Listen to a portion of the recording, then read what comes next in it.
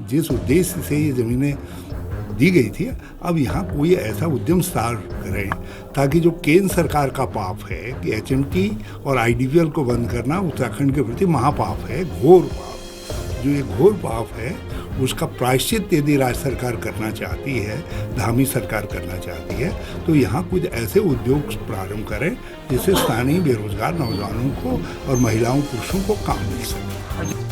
पूर्व मुख्यमंत्री और कांग्रेस के दिग्गज नेता हरीश रावत हल्द्वानी में एक कार्यक्रम में शामिल होने पहुंचे।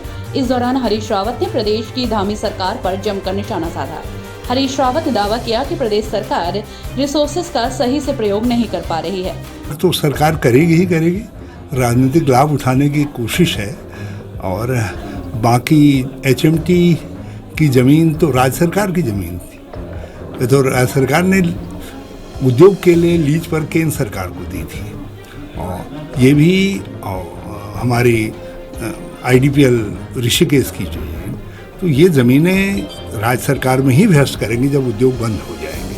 हम तो चाहते थे उद्योग चले, और अब राज्य सरकार का दायित्व है कि जिस उद्देश्य से ये ज़मीनें दी गई थी, अब यहाँ कोई ऐसा उद्यम स्टार्ट करें ताकि जो केंद्र सरकार का पाप है कि एचएमटी और आईडीपीएल को बंद करना उत्तराखंड के प्रति महापाप है, घोर पाप। जो ये घोर पाप है उसका प्रायश्चित यदि राज्य सरकार करना चाहती है, धामी सरकार करना चाहती है, तो यहाँ कुछ ऐसे उद्योग प्रारंभ करें जिससे स्थानीय बेरोजगार नौजवानों को और महिलाओं पुरुषों को काम मिल सके। और जमरानी सर, जमरानी ये चौथी बार है चर्चा, और 2 बार पहले चर्चा हुई थी केएल राव जी के, फिर नारायण जी के समय में हुई थी, एक बार हमारे समय में हुई, फिर उसके बाद अब हुई। जो एमओयू मेरी और अखिलेश जी के बीच में जो अंडरस्टैंडिंग बनी, आज भी वही अंडरस्टैंडिंग है, बाकी तो कुछ है नहीं।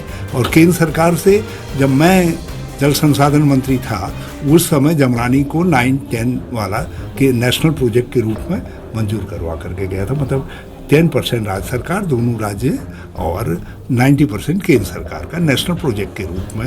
ये डॉक्टर मनमोहन सिंह जी की देन है। तो इसमें अब अभी कोई एडिशन तो हुआ नहीं है, कभी 2 कॉफर, कभी 3 कॉफर, कभी नहरें। हरीश रावत का हल्द्वानी के साथ एक गहरा राजनीतिक संबंध रहा है।